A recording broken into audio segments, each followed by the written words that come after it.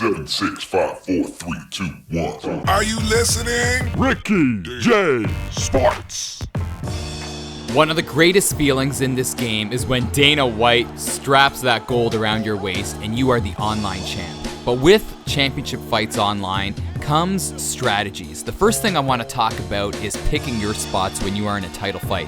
Do not forget it's 5 rounds. You don't want to go balls to the wall, full throttle in a championship fight in the opening round, because by the 4th and 5th rounds you will not have enough energy to take your opponent out, and your opponent will probably take you out. So you just kind of want to dance around. I'm Weidman right here. I'm keeping my combo short, looking for openings.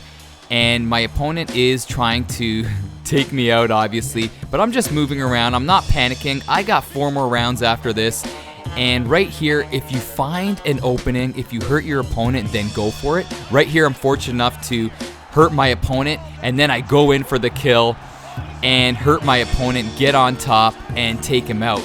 But if I did not rock my opponent in this situation, I would not have pushed forward and I would not have gone for the kill. So I want to just be very careful in that first round. Pick your spots. If you do find an opening, go for it. Take your opponent out and get that victory early. But typically for me, I don't usually win title fights in the first round, only if I catch them and then I go in for the kill.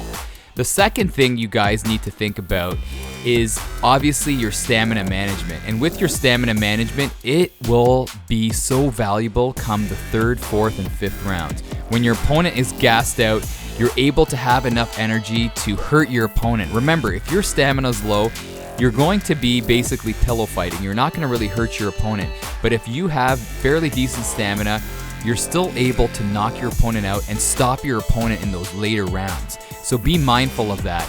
Keep that stamina high. Don't do those dynamic kicks, those crazy punches.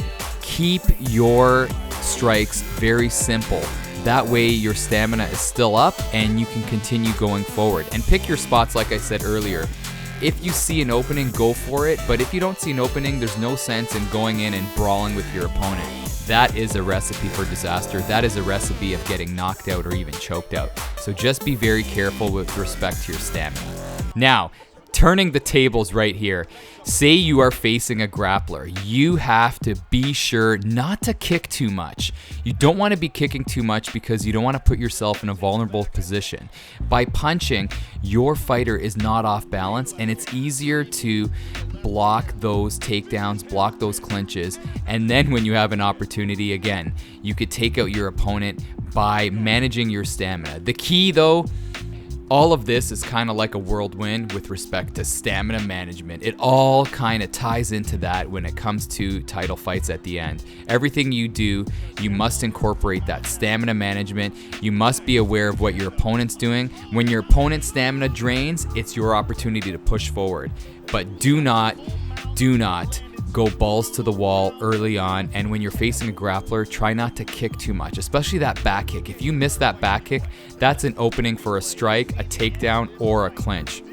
So if you're gonna kick, use that front kick or just stick to boxing in the early going till you find that opening and then take your opponent out. All right, people, this is a quick little tip video on those title fights. Those are always the toughest fights. Let me know what your tips are for title fights, and I'll see you guys in the next video. This is Ricky J, baby, from Ricky J Sports. And you are awesome.